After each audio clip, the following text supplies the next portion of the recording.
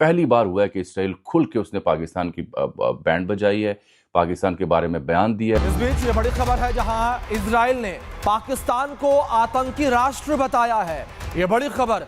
उसके बाद पहला मौका आया कि इस्राएली प्राइम मिनिस्टर के हैंडल से पाकिस्तान को जवाब दिया गया, इस्राएली वजीर खारिजा की जानिब से उसका जवाब दिया गया, अमेरिका बैठे कुछ इस्राएली के हामी जो रिपब्लिकन्स हैं उन्होंने जवाब दिया। ख्वाजा आसिफ यानी कि पाकिस्तान के रक्षा मंत्री का जो ये पोस्ट है वो डिलीट यहाँ पर हो चुका है। ऐसे में लेकिन दो बयानात हैं, चूंकि ज़ाहिर है साथ साथ बहुत कुछ और चल रहा है जिसकी वजह से बहुत सवालात भी जन्म ले रहे हैं कि ईरान का कोई वफ्द इस्लामाबाद नहीं पहुंचा, यानी क्लेम किया जा रहा है एक बहुत ही करीबी शख्सियत की जानिब से कि ईरान का डेलीगेशन इस्लामाबाद नहीं पहुंचा। उनके मुताबिक ईरान ने पाकिस्तान को वाज़ेह तौर पर आगाह कर दिया है कि जब तक लबनान को जंग बंदी में शामिल नहीं किया जाता वो किसी भी सूरत पाकिस्तान का दौरा नहीं करेगा। और क्या आइंदा आने वाले दिनों में हम फिर एक तबाहकुन जंग की तरफ जा रहे हैं? इस वक्त इजराइल बहुत ज़्यादा डिस्कस हो रहा है माँ, और इजराइल के जो एम्बेसडर हैं वो डिस्कस हो रहे हैं कि जनाब वो पाकिस्तान के बारे में जो बातें कर रहे हैं। ईरान का डेलीगेशन पाकिस्तान नहीं आ रहा।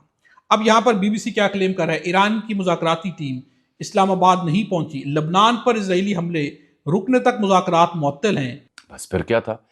उसके बाद जो इसराइल के वजीर खारिजा हैं उनकी जानिब से एक स्टेटमेंट आई, और बिलखसूस जो इसराइल के प्राइम मिनिस्टर का हैंडल है वहाँ से आई। प्राइम मिनिस्टर के हैंडल से जो ट्वीट आई उसमें लिखा गया कि पाकिस्तान के डिफेंस मिनिस्टर जो हैं उन्होंने इसराइल के बारे में जो बात की है। नमस्ते दोस्तों, जय हिंद। हिंदुस्तान स्पेशल में आपका स्वागत है। दोस्तों, पाकिस्तान का इसराइल के खिलाफ विवादित टिप्पणी करना पाकिस्तानी रक्षा मंत्री ख्वाजा आसिफ को भारी पड़ गया।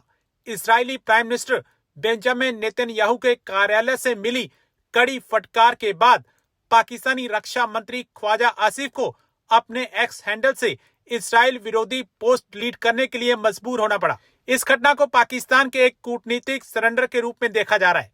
रक्षा मंत्री ख्वाजा आसिफ ने अपने एक पोस्ट में इजराइल को मानवता के लिए अभिशाप बताया था।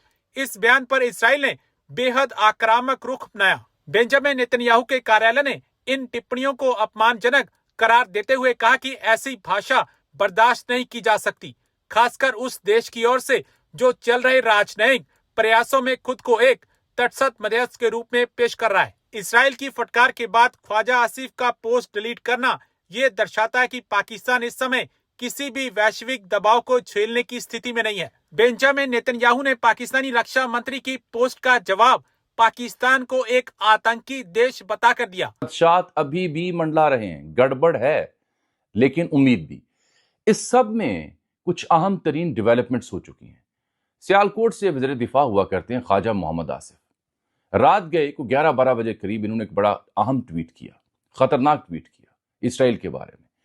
उसके बाद पहला मौका आया कि इस्राएली प्राइम मिनिस्टर के हैंडल से पाकिस्तान को जवाब दिया गया, इस्राएली वज़ीर खारिजा की जानिब से उसका जवाब दिया गया, अमेरिका बैठे कुछ इस्राएली के हामी जो रिपब्लिकन्स हैं उन्होंने जवाब दिया। लेकिन देखिए, कोई 11 बजे जुमेरात की रात 11-11:30 के आसपास का वक्त होगा, ख्वाजा साहब उठे अचानक, उन्होंने एक ट्वीट किया। वो कहते हैं, अच्छा इस ट्वीट में एक दो लफ्ज़ मैं इस्तेमाल करूंगा और बाद में उस सिलसिले में आपसे गुफ्तगू करना भी चाहूंगा कि आपकी समझ में ज़रूर आए। उन्होंने कहा, देखिए मसला ये था ना कि इसराइल लबनान के ऊपर हमले बंद नहीं कर रहा, और मैंने जो रात को एक वीलॉग किया तब तक इत्तलात ये थी कि शायद अमेरिका दबाव डाले और लबनान के ऊपर जो हमले हैं वो रुक जाएं। लेकिन ये भी मैं वाज़ेह कर दूं कि उसी इसराइली अकाउंट की जानिब से जो उनका प्राइम मिनिस्टर यूज़ करते कहा गया कि नहीं, हम लबनान पे हमले बंद नहीं करेंगे। इसके बावजूद के इत्तफाक किया कि लबनान के साथ बराह रास्त वो मुज़ाकरात करने जा रहे हैं अगले हफ्ते। वो खबर दुरुस्त है, लेकिन हमले रोकने या नहीं रोकने इसके ऊपर उन्होंने वजाहत कर दी। तो ये पहली बार हुआ है कि इसराइल खुल के उसने पाकिस्तान की बैंड बजाई है, पाकिस्तान के बारे में बयान दिया है। अब बड़ा गड़बड़ हो चुकी है। अब इसराइल क्या करेगा? पाकिस्तानी वज़ीर दिफा ने यह बयान क्यों दिया? लेकिन नज़ीर, यहाँ पर एक सवाल यह है कि मोहम्मद बाकिर कालिबाफ जो कि स्पीकर ईरान हैं, उनके करीबी समझे जाने वाले का कहना है कि ईरान का कोई वफ्द इस्लामाबाद नहीं पहुंचा, यानी क्लेम किया जा रहा है एक बहुत ही करीबी शख्सियत की जानिब से कि ईरान का डेलीगेशन इस्लामाबाद नहीं पहुंचा। उनके मुताबिक ईरान ने पाकिस्तान को वाज़ेह तौर पर आगाह कर दिया है कि जब तक लबनान को जंग बंदी में शामिल नहीं किया जाता वो किसी भी सूरत पाकिस्तान का दौरा नहीं करेगा। यानी उनकी तरफ से ये कहा गया ईरान की जानिब से कि लबनान की जंगबंदी की जाएगी तो हम आएंगे। अब अल जजीरा क्या रिपोर्ट कर रहा है? अल जजीरा ने राइटर्स की खबर के मुताबिक कहा है कि इस्लामाबाद डेलीगेशन जुमेरात को पहुंचेगा, लेकिन पहुंचने के बारे में न राइटर ने कंफर्म किया है, ना ही अल जजीरा कंफर्म कर रहा है। लेकिन अजीज, यहां पर बीबीसी ने इसके ऊपर डिटेल से बात की है। ईरान की तस्नीम न्यूज एजेंसी, उनकी जानिब से कहा गया है कि उनके मुताबिक, जो उनके पास खबरें हैं, ईरान का डेलीगेशन पाकिस्तान नहीं आ रहा। अब यहां पर बीबीसी क्या क्लेम कर रहा है? ईरान की मुज़ाकराती टीम इस्लामाबाद नहीं पहुंची, लबनान पर इजरायली हमले रुकने तक मुज़ाकरात मुअत्तल हैं। खबर एजेंसी है वो कौन सी है? तस्नीम न्यूज एजेंसी की जानिब से कहा गया है। ईरान में पासदारान इनकलाब से मुंसलिक न्यूज एजेंसी तस्नीम ने ईरानी वफ्द के इस्लामाबाद पहुंचने से मुतल्लिक खबरों की तरदीद की है। तस्नीम न्यूज एजेंसी ने एक बाखबर ज़राए का हवाला देते हुए रिपोर्ट किया कि ईरानी मुज़ाकराती टीम के अमरीका से मुज़ाकरात के लिए इस्लामाबाद पहुंचने से मुतल्लिक कुछ मीडिया इदारों की खबरें मुकम्मल झूठी हैं। यहां तक उन्होंने कहा है कि वॉल स्ट्रीट जर्नल जो दावा करे ये खबर झूठी है, ईरानी डेलीगेशन पाकिस्तान नहीं पहुंचा। खबर रसा इदारे के मुताबिक ज़राए ने उसे बताया कि जब तक अमरीका लबनान पर इजरायली हमले रुकवाने का अपना वादा पूरा नहीं करता, तब तक मुज़ाकरात मुअत्तल रहेंगे। यानी ईरान बड़ा क्लियर है। ईरान का कहना है कि जब तक लबनान के अंदर जंगबंदी नहीं की जाती, तब तक ईरान किसी किस्म के मुज़ाकरात अमेरिका के साथ नहीं करेगा। यानी अमेरिका के साथ मुज़ाकरात की बुनियाद लबनान के अंदर जंगबंदी करना है। और इसी स्टैंस के साथ ईरान का क्या इजराइल से डायरेक्ट कोई कन्फ्लिक्ट है? तो ऐसा नहीं है। क्या अमेरिका के साथ डायरेक्ट कन्फ्लिक्ट है? किसी दौर में रहा है, लेकिन अब नहीं है। यहां पर सवाल यह कि ईरान का कन्फ्लिक्ट है क्या?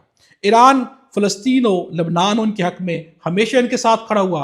आज भी ईरान का कहना है कि इनमें जंगबंदी होगी तो हम मुज़ाकरात करेंगे, अगर यहाँ जंगबंदी नहीं होगी तो तब तक हम मुज़ाकरात नहीं करेंगे। इस वक्त इजराइल बहुत ज़्यादा डिस्कस हो रहा है वहाँ, और इजराइल के जो एम्बेसडर हैं वो डिस्कस हो रहे हैं कि जनाब वो पाकिस्तान के बारे में जो बातें कर रहे हैं। इजराइल की जो पोजीशन है वो ये है। आज मैं देख रहा था जी, पाकिस्तान के जो फॉरेन मिनिस्टर हैं वो कहते हैं जी हमारे बड़े दो किस्म के दुश्मन हैं। ठीक है जी, हमारे दो ही दुश्मन हैं। एक दुश्मन जो है वो हमारा इंडिया है और दूसरा इजराइल है। तो ये जो सिचुएशन है, और दोनों ही सारी बात है, they are very close with United States. ये चीज़ें जो हैं वो बताती हैं कि क्या पाकिस्तान की डायरेक्शन है।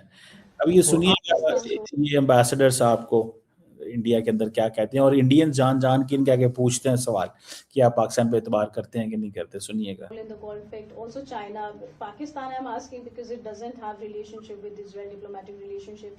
Do you even see Pakistan as a credible mediator, a country which is hostile? We don't see Pakistan as a credible player. I think that the United States has decided to use the services of the facilitation of Pakistan for their own reasons. We have seen in the past how the United States has managed to take problematic states like Qatar and Turkey and use them for the benefit of achieving an agreement with Hamas.